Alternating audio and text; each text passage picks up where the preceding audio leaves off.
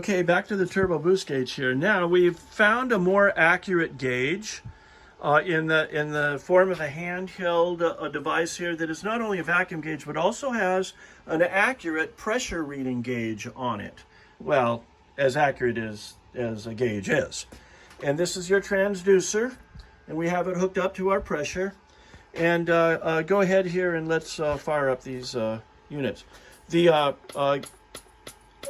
gauge is now in the canister, and prior to this, we were having problems. That should be about 1.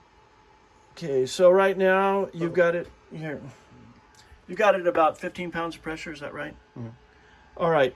So at 15 pounds, which is very close to 14.7, we have our 1 bar light blinking. This light will always blink because this is pretty high pressure for a turbo. And we can go beyond that. Go ahead and give it a little more pressure. And see if you can get the 1.3 to stay on. Can you do that with our pump, or is that? No, it never goes on. Oh, it's beyond our capacity on the pump. Okay. No, it never goes on. Oh, the 1.3 never actually goes on. Oh, okay.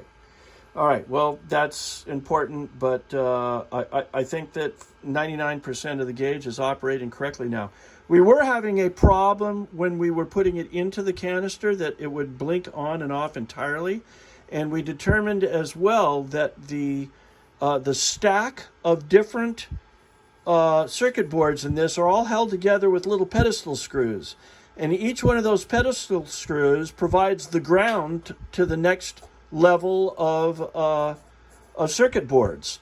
And by tightening all of those, we regained our basic ground throughout the system and got it operational again. So now all of those are tight.